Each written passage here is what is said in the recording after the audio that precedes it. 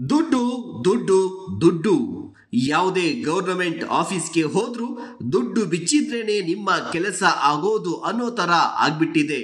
ಇದೋ ನೋಡಿ BESCOM office, ದೊಡ್ಡಬಿದ್ರಕಲ್ಲು branch, K2 ವಿಭಾಗ. ಈ ಮನುಷ್ಯನ ಹೆಸರು ವಿಜಯ್.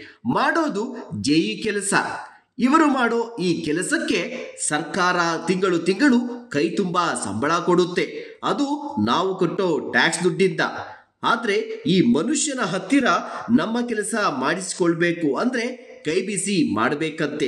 ಹಿಂಗೆ ಬಿಸಿ ಮಾಡಿಸಿಕೊಳ್ತಿರುವಾಗ್ಲೇ ಯಾರೋ ವಿಡಿಯೋ ಮಾಡಿ ಹರಿಬಿಟ್ಟಿದ್ದಾರೆ.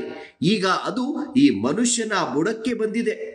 ಇಂತಹ ಬರಗೆಟ್ಟ ಲಂಚಬಾಕರಿಗೆ ಇಲಾಖೆ ತಕ್ಕ ಶಾಸ್ತಿ ಮಾಡಿ ಮನೆಗೆ ಕಳಿಸೋ ವ್ಯವಸ್ಥೆ ಮಾಡಬೇಕು. ಇದು ಹೀಗೆ ಕೈ ಬಿಸಿ ಮಾಡಿಸಿಕೊಳ್ಳೋ ಚಟ ಇರೋ ಬೇರೆ ಸರ್ಕಾರಿ ಅಧಿಕಾರಿಗಳಿಗೆ ಪಾಠ ಆಗಬೇಕು ಅನ್ನೋದು ನಮ್ಮ ಕಳಕಳಿ.